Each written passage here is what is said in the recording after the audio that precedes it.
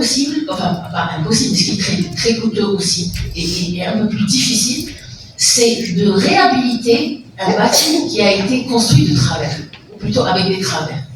Donc ce n'est plus une pathologie, c'est carrément un vice.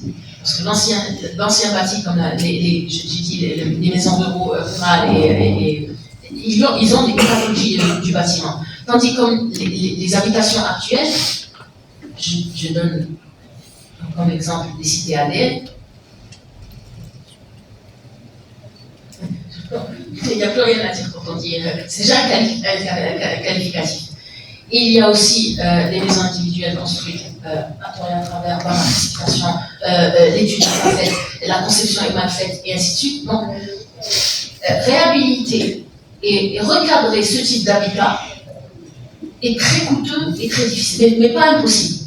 Il faudrait que ce type de, on va dire, d'équilibrage de ces habitations soit suivi par des études faites au préalable et adossées à des réglementations. C'est possible. C'est possible, avec du travail en amont.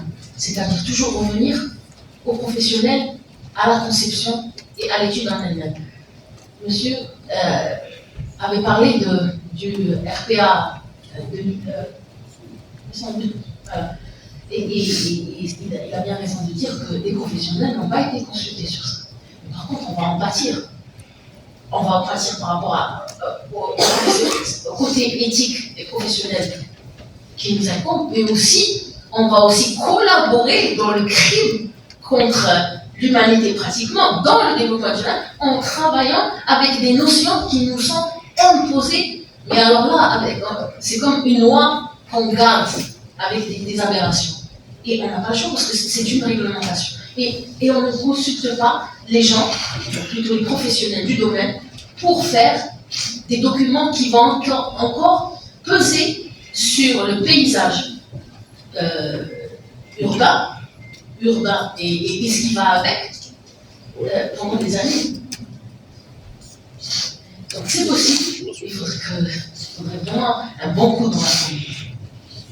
Merci Madame Baha. Monsieur, c'est le développement local, c'est les localités, c'est la société civile qui doit se prendre en charge. C'est-à-dire qu'à ce moment-là, avec les réglementations obsolètes qui sont au-dessus de nous, avec l'héritage urbain qu'on a en ce moment, comme parlait monsieur le cas de Rennes et tant d'autres cas, c'est comme si on était pris au piège. Parce qu'il y a des infrastructures, il y a des lois, des réglementations, des amnisties urbanistiques, des lois éphémères.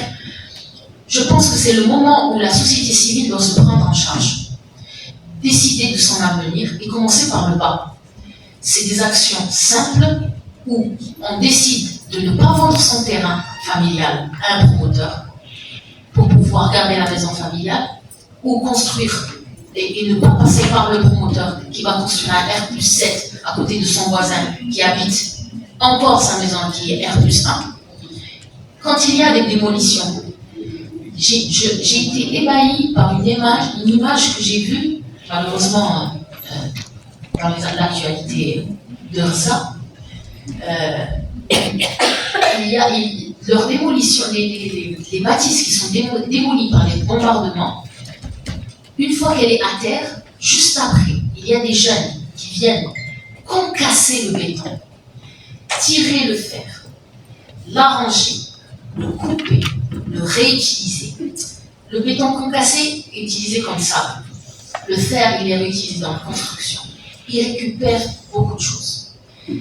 Pour que ça ne reste pas sur place, comme un amas de désolation, mais aussi ça crée des emplois. Donc vous voyez que la société civile a son mot à dire. Et actuellement, je pense que le changement commencera par le bas.